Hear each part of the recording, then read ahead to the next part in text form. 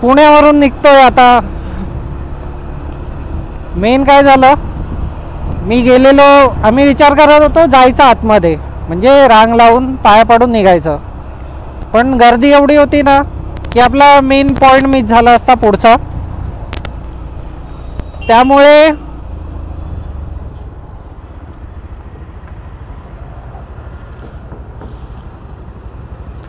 त्यामुळे त्या दगडूशेठ गणपती जो आहे त्याच्यासमोरच एक काच लावली आहे की बाहेरून आहे ना, बाहेरून आपण दर्शन करू शकतो, मुखदर्शन. त्यामुळे आम्ही तिथूनच दर्शन केले. आणि मेन काय, तिथे पार्किंग शोधावी लागते.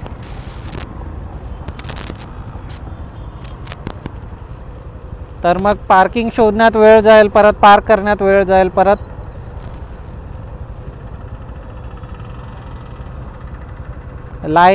रांगेत उभे राहा, परत मग दर्शन करा, आणि किती वेळ लागतोय माहीत नाही. आणि सिटीमधले जे देवस्थान असतात ना, त्यांना दरवेळी गर्दी असते. दरवेळी तुम्ही कधीही जा, सीझनला जा, ऑफ सीझनला जा, कधीही जा, सिटीमधल्या देवस्थानांना गर्दी खूप असते.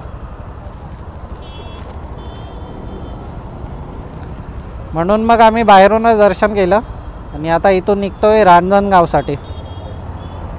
रांजणगावला स्टे करायचा विचार चालू आहे.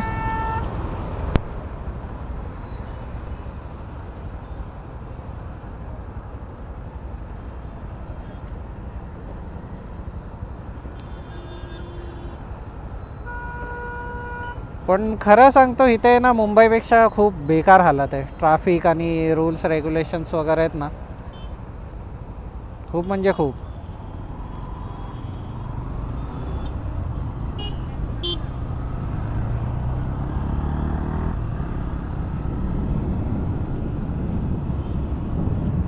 त्यामुळे लवकरात लवकर पुणे सोडायचं आहे. सॉरी जर कोण व्ह्यूवर असेल माझा पुण्यामधला.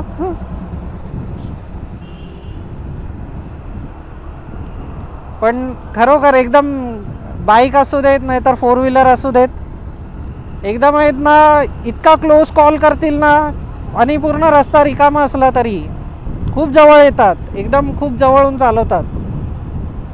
त्यामुळे मला प्रॉब्लेम आहे. बाकी मला काय, माझी पर्सनल दुश्मनी नाही आहे.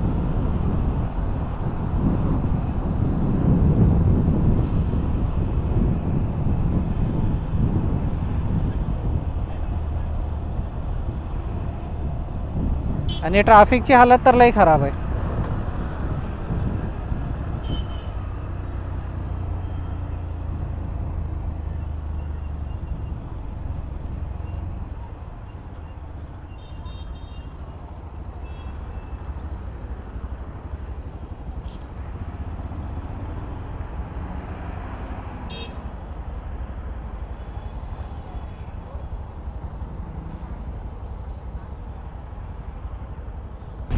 आहोत आपण भीमा कोरेगावला.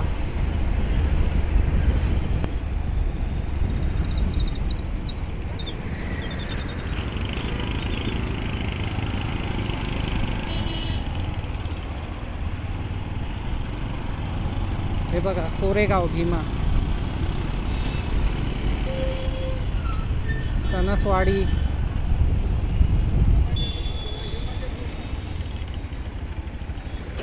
थोडं 5-10 मिनटं थांबतो इथे, छोटासा ब्रेक घेतो आणि मग पुढे निघतो. बघूया अजून किती किलोमीटर आहे, त्या हिशोबाने ट्रॅव्हलिंग करायला.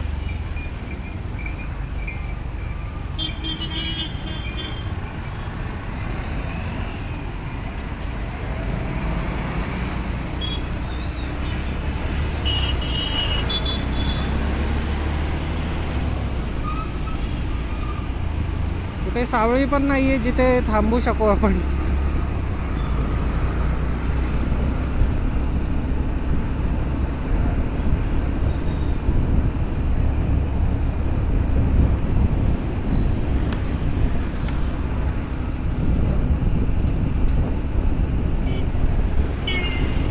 रांजणगावचा कुणीतरी रस्ता सांगा यार.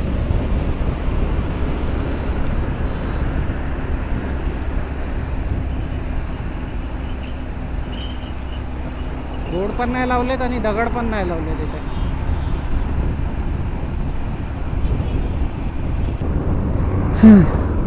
आणि अजून 14 किलोमीटर बाकी आहे. जेवढी सकाळी थंडी वाजत होती त्याच्यापेक्षा दुप्पट गरम होत आहे आता. आणि हा जॅकेट आहे ना, हा डबल जॅकेट आहे, त्यामुळे माझी हालत खूप खराब व्हायला लागली आता. अंगातलं पूर्ण पाणी हा जॅकेट काढतोय.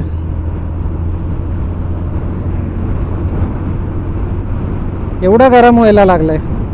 14 किलोमीटर आम्ही विचार करतोय की फक्त अर्ध्या तासात तरी कमीत कमी पोचायला पाहिजे. 22 मिनटं दाखवते, पण आमची रनिंगच्या हिशोबाने आम्ही स्लो चालतोय, त्यामुळे मला तर वाटतंय अर्धा तास तरी लागला पाहिजे.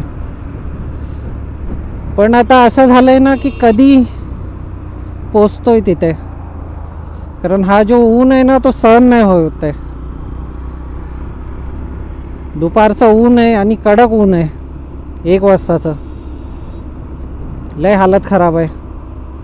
नुसतं जिथे जिथे काही प्यायला बघतोय ना ते प्यायचं वाटतंय, एवढी ताण लागते.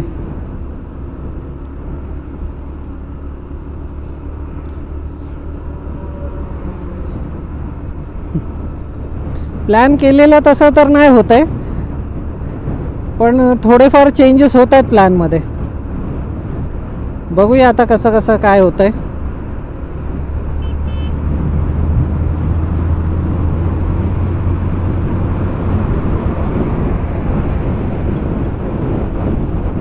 आणि मेन हायवे आहे ना, त्यामुळे लोक जरा ओव्हरटेक वगैरे करायला चान्स बघत राहतात. सो मला समजतं ना की मला कोण ओव्हरटेक करणार आहे. मी स्लो करतो गाडी, साईडला घेतो, तू जा बाबा, मी जाईन आरामात. पण काही काही लोक असतात ना जे असे उलट्या रोडला येतात, त्यामुळे मेन त्रास होतो.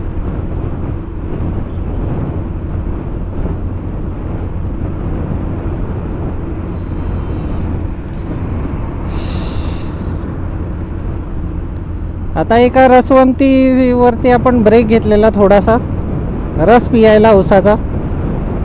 त्यानंतर थोडं बरं वाटतंय, पण आता 1 वाजला आहे ना, त्यामुळे भूक जास्त लागायला लागली.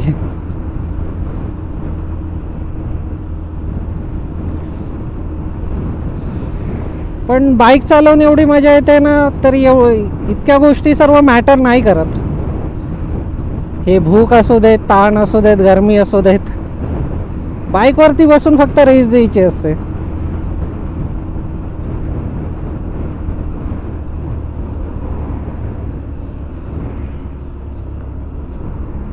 हीच एक फिलिंग एवढी चांगली आहे ना, बाकी गोष्टी मॅटरच नाही करत.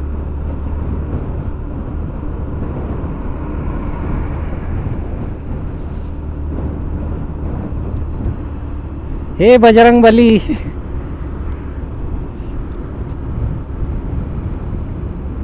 आशीर्वाद असू देत देवा.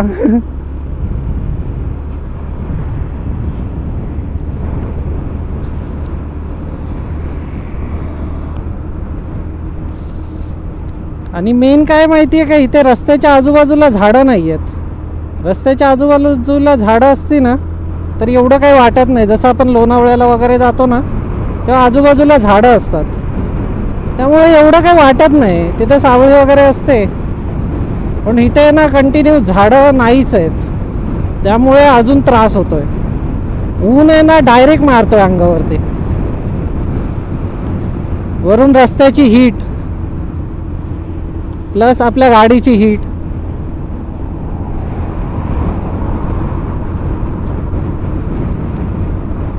पण ठीक आहे, आता पोहोचत तर आलोय.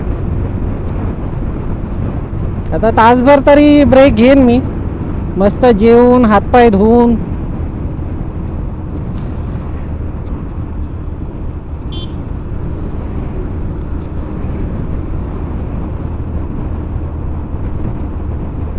ॲक्च्युली आपल्याला मध्ये लागलेलं तुळापूर.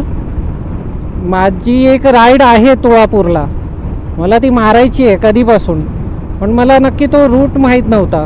पण आता जेव्हा मी इथे निघालोय तर मला रस्त्यात तो अचानक दिसला तुळापूरकडे, त्या साईडला. म्हणजे लेफ्ट साईडला रस्ता होता. आय वॉज लाईक यार, तुळापूर तो जाना बनता है. तिथे आपल्या संभाजी महाराजांची मला कल्पना पण करवत नाही. तिथे आपल्या संभाजी महाराजांची आहे ना समाधी आहे. तिथे त्यांना भेटणं तर जाणंच आहे. त्यांना भेटायला तर जाणं मस्ट आहे. मी लहानपणापासून विचार करायचो ह्या गोष्टीचा.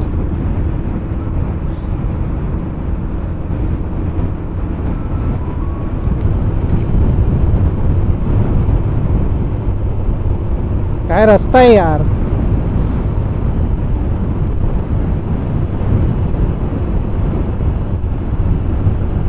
हे असे रस्ते असले ना की काय वाटत नाही.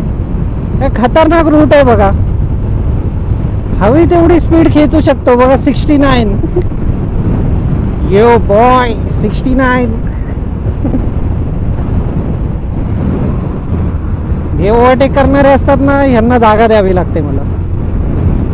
कारण आहेत ना काही काही लोक नूब असतात ना, ते लोक दुसऱ्यांना प्रॉब्लेम मध्ये टाकतात. टेम्पो असू देत, ट्रक असू देत, कोणी असू देत, ओव्हरटेक करा, जा. आम्हाला त्रास नका देऊ.